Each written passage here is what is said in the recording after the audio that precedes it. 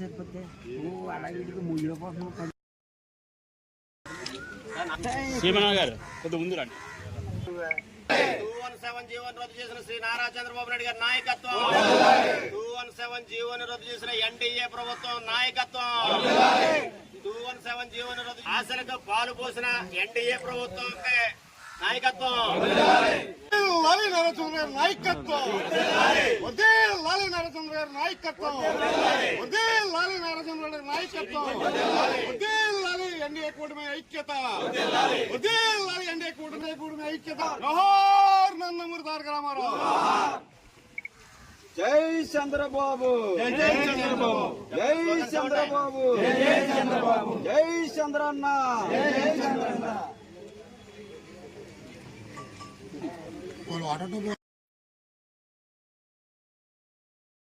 నాయకుడి గారు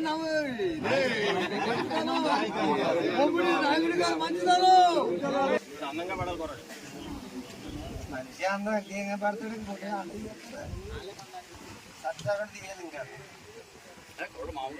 1 మారిన 217 జీవోని రద్దు చేసిన ముఖ్యమంత్రి వర్యులు నారా చంద్రబాబు నాయుడు గారికి, అలాగే లోకేష్ బాబు గారికి, అలాగే మంత్రివర్యులు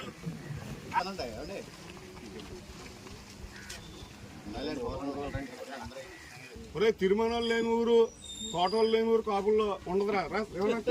తిరుమల అలాగే ఈ నరసాపురం నియోజకవర్గంలో అగ్నికుల శత్రుడికి తమ్ములు ఎలా ప్రేస కోరితే అడ్డుపెట్టుకుంటున్నారు. ఎక్కడో ముచ్చెల్పల్లి 30 కిలోమీటర్ల నుంచి వచ్చింది. అందరూ రండి ఒకసారి. లోకేష్ బాబు గారి నాయకత్వం, వెంకటేశ్వర గారి నాయకత్వం, మమ్ముడి నాయకర్ గారి నాయకత్వం.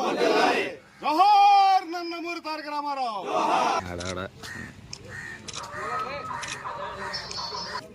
ఏదైతే గత ఎలక్షన్ మేనిఫెస్టోలో మత్స్యకారులకు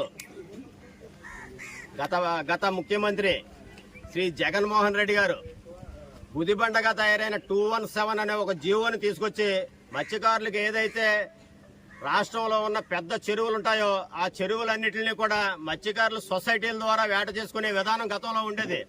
దాన్ని రద్దు చేస్తూ 217 జీవో అనేది ఒక జీవోని తీసుకొచ్చాడు. ఎందుకంటే దాన్ని ఆన్లైన్లో ఒక దళారులుగా ఉండే వాళ్ళందరినీ కూడా ఆన్లైన్లో పెట్టి వాళ్ళు పాడుకునే విధంగా యాక్షన్ పెట్టడం జరిగింది. ఎందుకంటే ఈ విధంగా చేయడం వల్ల ఈ సొసైటీలో ఉన్న ప్రతి వ్యక్తి కూడా అగ్నికుల క్షత్రియుగా వేట చేసుకునే ప్రతి వ్యక్తి కూడా నష్టపోయే పరిస్థితి రాష్ట్రం అంతా దాపురించింది. దీనికి ముఖ్య కారణం దళారుని పెంచి పోషించాలనేసే ఆనాటి వైసీపీ ప్రభుత్వం, ఆనాటి జగన్ ప్రభుత్వం చేసిన తీవ్ర దుశ్చర్య. దాన్ని తీవ్రంగా ఖండించాం ఆ రోజుల్లో. ఈ రోజున ఏదైతే ఎలక్షన్ మేనిఫెస్టోలో శ్రీ నారా చంద్రబాబు నాయుడు గారు కానీ, లోకేష్ బాబు గారు కానీ, కొల్లు రవీంద్ర గారు కానీ అది ఏదైతే 217 జీవో ఉందో దాన్ని రద్దు చేస్తామనేసి కరాఖండిగా చెప్పడం జరిగింది.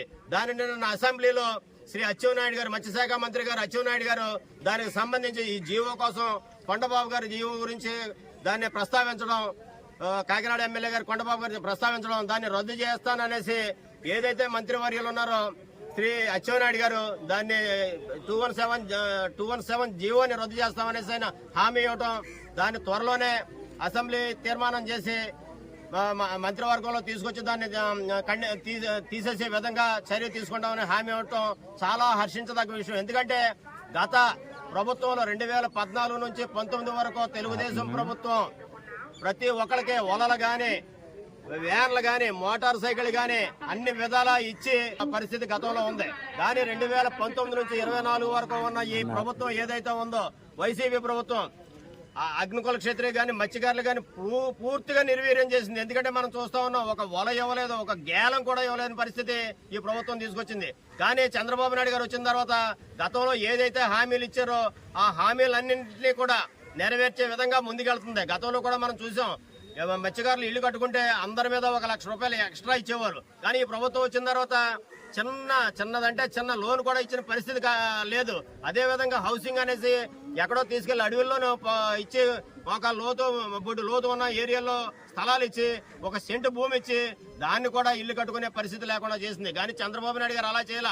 ఈవేళ బిల్డింగులు కట్టారంటే, లక్షలాది బిల్డింగులు కట్టారంటే ఏ విధంగా పటిష్టంగా కట్టారన్నది మన అందరం కూడా ఆలోచించుకోవాలి. ఈ విధంగా 217 జీవోని రద్దు చేసిన శ్రీ నారా చంద్రబాబు నాయుడు గారికి, అదే విధంగా నారా లోకేష్ బాబు గారికి, అదే విధంగా దీనికి సహకరించిన పవన్ కళ్యాణ్ గారికి, బీజేపీకి, అదే విధంగా కొల్లు రవీంద్ర గారు, కొండబాబు గారు, అదే విధంగా మన నియోజకవర్గ ఎమ్మెల్యే అయినటువంటి బొమ్మిడి నాయకర్ గారు అందరికీ కూడా మీ అందరి ముఖంగా మా మత్స్యకారుల యొక్క అభీష్టం మేరకు 217 జీవో రద్దు ఎలాగైతే చేశారో అదే విధంగా రాబోయే రోజుల్లో వీళ్ళందరికీ కూడా బోట్లు గాని, వలలు గాని, పడవలు గాని, మోటార్ సైకిల్ గాని, వ్యాన్లు గాని అన్ని ఇచ్చి ఆదుకోవాల్సిందిగా శ్రీ నారా చంద్రబాబు నాయుడు గారిని, అదే విధంగా ఎన్డీఏ ప్రభుత్వాన్ని కోరుకుంటూ ఈ అవకాశం ఇచ్చిన మా మత్స్యకార సోదరులందరికీ, అగ్నికుల క్షత్రియ సోదరులందరికీ కూడా నా హృదయపూర్వక నమస్కారాలు తెలియజేసుకుంటూ సెలవు తీసుకున్నాను.